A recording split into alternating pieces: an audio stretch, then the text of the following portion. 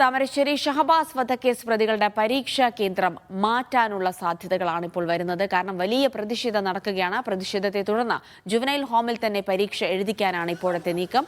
നേരത്തെ Vellimadukunnu NGO quarters സ്കൂളിലാണ് പരീക്ഷാ കേന്ദ്രം തീരുമാനിച്ചിരുന്നത്. പ്രതികളെ പരീക്ഷ എഴുതിക്കുന്നതിനെതിരെ ജുവനൈൽ ഹോമിലേക്ക് KSU MSF സംഘടനകൾ നടത്തിയ മാർച്ച് അക്രമാസക്തമായി.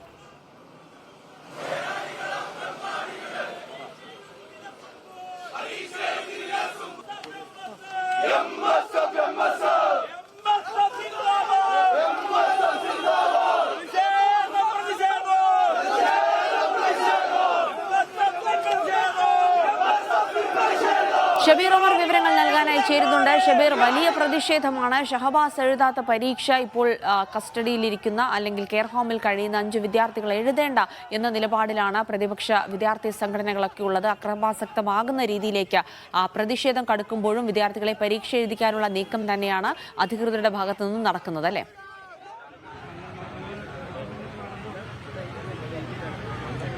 തീർച്ചയായും. അതായത് നേരത്തെ ഈ വധവുമായി ബന്ധപ്പെട്ട് പിടിയിലായ പ്രതികളെ ഈ ജുവനൈൽ ജസ്റ്റിസ് ആക്ട് പ്രകാരം അതുമായി ബന്ധപ്പെട്ട നടപടിക്രമങ്ങൾ പൂർത്തിയാക്കിയതിനു ശേഷമാണ് ഈ വെള്ളിമാടുകുന്നുള്ള ഒബ്സർവേഷൻ ഹോമിലേക്ക് ഇവരെ മാറ്റിയത്. ഒപ്പം തന്നെ അന്ന് ഇവരെ പരീക്ഷ എഴുതിക്കണമെന്ന നിർദ്ദേശം കൂടി നൽകിയിരുന്നു.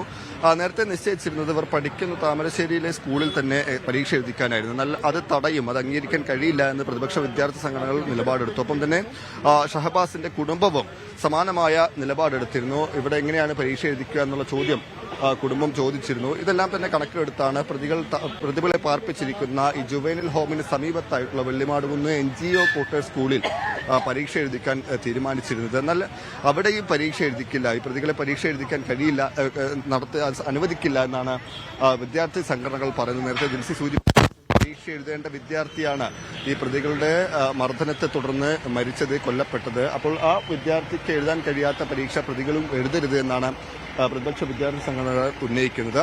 എന്തായാലും ഇന്ന് രാവിലെ മുതൽ തന്നെ ഈ വെള്ളിമാടുകുന്നുള്ള ജുവനൈൽ ഹോമിലേക്ക് വിദ്യാർത്ഥി സംഘടനയുടെ പ്രതിഷേധമുണ്ടായി. KSU ആണ് ആദ്യം പ്രതിഷേധവുമായി എത്തിയത്. KSUവിന്റെ പ്രതിഷേധം പോലീസുമായി ഉന്തുതള്ളുമുണ്ടായ ശേഷം ഇവരെ ബലം പ്രയോഗിച്ച് തന്നെ അറസ്റ്റ് ചെയ്ത് നീക്കി. അല്പസമയം മുമ്പ് MSF പ്രവർത്തകരും പ്രതിഷേധവുമായി എത്തി. വലിയ തരത്തിലുള്ള പ്രതിഷേധമാണ് ഇതിനു മുന്നിൽ ഉണ്ടായത്.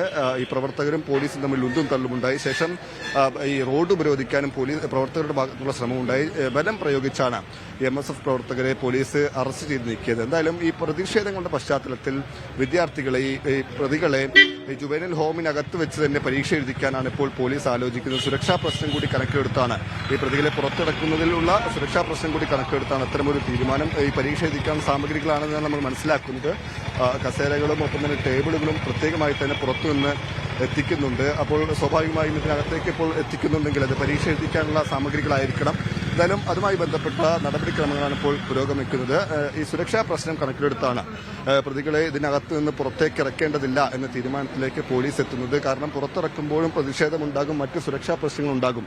ഒപ്പം തന്നെ ഇവരെ ഏതെങ്കിലും സ്കൂളിൽ പരീക്ഷ എഴുതിച്ചാൽ ആ സ്കൂളിലെ മറ്റ് വിദ്യാർത്ഥികൾക്ക് കൂടി പ്രതിഷേധങ്ങളും മറ്റ് വിദ്യാർത്ഥികൾക്ക് കൂടി പ്രയാസമുണ്ടാകും. 10ാം ക്ലാസ് പരീക്ഷയാണ്. അപ്പോൾ ഇതെല്ലാം തന്നെ കണക്കിലെടുത്താണ് ഈ കെയർ ഹോമിനകത്ത് തന്നെ വെച്ച് പരീക്ഷ എഴുതിക്കാനുള്ള തീരുമാനം. കാരണം ഒരു ദിവസം മാത്രമല്ല, കുറച്ചധികം ദിവസം, ഏതാണ്ട് 10 ദിവസത്തോളം പരീക്ഷ ഉണ്ടാകും. അപ്പോൾ അത്രയും ദിവസത്തെ സുരക്ഷാ പ്രശ്നങ്ങളുണ്ടാകും. അതെല്ലാം തന്നെ കണക്കിലെടുത്താണ് ഇതിനകത്ത് തന്നെ ഈ 5 പ്രതികളെയും പരീക്ഷ എഴുതിക്കാനുള്ള തീരുമാനം എടുത്തിരിക്കുന്നത്. എന്നാലും പരീക്ഷ എഴുതിക്കാൻ അനുവദിക്കില്ല എന്ന് തന്നെയാണ് പ്രതിപക്ഷ വിദ്യാർത്ഥി സംഘടനകൾ പറഞ്ഞിരിക്കുന്നത്. അതുമായി ബന്ധപ്പെട്ട പ്രതിഷേധം ഇനിയും ഉണ്ടാകും. ഇപ്പോൾ അല്പസമയം മുമ്പ് 2 വിദ്യാർത്ഥി സംഘടനകളുടെ പ്രതിഷേധം കഴിഞ്ഞിരുന്നു. ഇനിയും പ്രതിഷേധിക്കുമെന്നാണ് വിദ്യാർത്ഥി സംഘടനകൾ അറിയിക്കുന്നത്. ജിൽസി.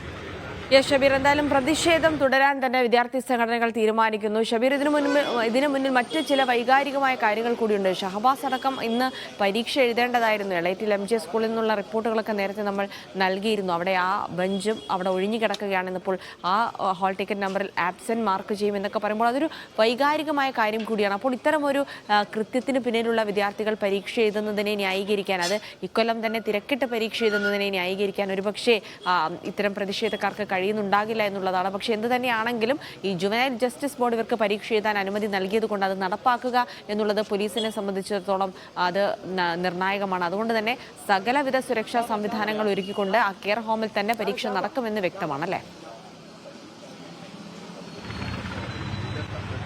ജിൽസി പറഞ്ഞതാണ് ഏറ്റവും പ്രധാനപ്പെട്ട കാര്യം. ജുവനൈൽ ജസ്റ്റിസ് ബോർഡിന്റെ നിർദ്ദേശമാണ് പ്രതികളെ പരീക്ഷ എഴുതിക്കണം. 10ാം ക്ലാസ് പരീക്ഷയ്ക്ക് തൊട്ട് മുമ്പാണ് ഈ സംഭവം ഉണ്ടായിരിക്കുന്നത്.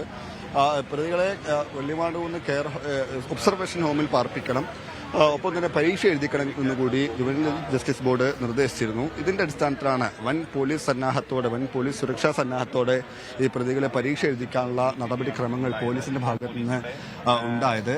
ഈ പ്രതിഷേധങ്ങളുടെ പശ്ചാത്തലത്തിൽ സ്കൂളിലേക്ക്, അതായത് ഈ കെയർ ഹോമിനകത്ത് നിന്ന് പുറത്തേക്ക് ഇറക്കേണ്ടതില്ല എന്ന തീരുമാനത്തിലേക്ക് പോലീസ് എത്തുന്നു എന്ന് തന്നെയാണ് നമ്മൾ മനസ്സിലാക്കേണ്ടത്. അതിനുള്ള ക്രമീകരണങ്ങൾ കൂടി പോലീസിന്റെ ഭാഗത്തു നിന്നുണ്ട്. പ്രത്യേകിച്ച് വലിയ തരത്തിലുള്ള വിദ്യാർത്ഥി പ്രതിഷേധമുണ്ടാകുന്ന വൈകാരികമായ ഒരു തലം കൂടിയുണ്ട്. അതായത് നേരത്തെ ഇപ്പോൾ MSFന്റെ പ്രതിഷേധം കഴിഞ്ഞപ്പോൾ പ്രവർത്തകർ ആവർത്തിച്ചു ചോദിച്ച കാര്യം ഇതാണ്. അതായത് പോലീസ് ആർക്ക് വേണ്ടിയാണ് നിലകൊള്ളുന്നത്?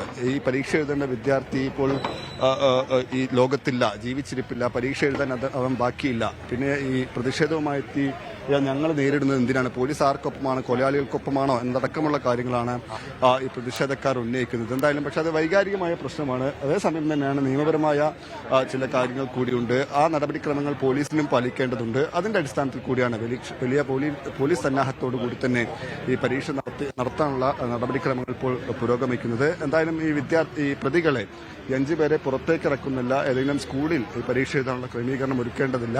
ഇതിനകത്ത് തന്നെ പരീക്ഷ എഴുതിപ്പിക്കാം എന്നൊരു തീരുമാനം പോലീസിന്റെ ഭാഗത്തുനിന്നുണ്ട്. അത് നേരത്തെ പറഞ്ഞതുപോലെ സുരക്ഷാ പ്രശ്നങ്ങളുണ്ട്, മറ്റ് നടപടിക്രമങ്ങൾ പാലിക്കേണ്ടതുണ്ട്. ഒരു ദിവസം മാത്രമല്ല, കുറച്ചധികം ദിവസം ഇത് മുന്നോട്ട് കൊണ്ടുപോകേണ്ടതുണ്ട്. അപ്പോൾ ആ നിലയ്ക്കാണ് ഇതിനകത്ത് തന്നെ ക്രമീകരണം ഒരുക്കി പരീക്ഷ എഴുതിക്കാനുള്ള നടപടി പോലീസിന്റെ ഭാഗത്ത് നിന്ന്. തീർച്ചയായിട്ടും ഷബീർ, എന്തായാലും ഈ ഒരു ദിവസം 10 ദിവസത്തിനടുത്തുള്ള പരീക്ഷയിൽ ഇത്രയും വിദ്യാർത്ഥികൾക്ക് 5 വിദ്യാർത്ഥികൾക്ക് വലിയ സംരക്ഷണം ഒരുക്കാൻ പോലീസിന് കഴിയില്ല എന്നുള്ളത് തന്നെയാണ്. കാരണം അത്രയധികം പ്രതിഷേധങ്ങൾ കൂടിയാണ് പുറത്ത് ഈ വിദ്യാർത്ഥികൾക്കെതിരെ നടക്കുന്നത്. അതുകൊണ്ട് തന്നെ അവരെ കെയർ ഹോമിൽ തന്നെ പരീക്ഷ എഴുതിക്കാനുള്ള നീക്കത്തിലേക്കാണ് ഇപ്പോൾ കടന്നിരിക്കുന്നത്. അതിനായുള്ള സാധന സാമഗ്രികളൊക്കെ നേരത്തെ കൊണ്ടുപോകുന്നത് നമ്മൾ ലൈവിൽ കണ്ടിരിക്കുന്നു. എന്തായാലും ഇവരെ പരീക്ഷ എഴുതാൻ അനുവദിക്കരുതെന്നാവശ്യപ്പെട്ടുള്ള പ്രതിഷേധ പരമ്പരകളാണ് പുറത്ത് അരങ്ങേറുന്നത്. ഇവരെ നിയന്ത്രിക്കാൻ പോലീസ് സന്നാഹം കൂടി ആ കെയർ ഹോമിലും പരിസരത്തുമൊക്കെ വലിയ രീതിയിൽ വിന്യസിച്ചതായിട്ടുള്ള റിപ്പോർട്ടുകൾ കൂടിയാണ് ഷബീർ ഉമർ നൽകിയത്.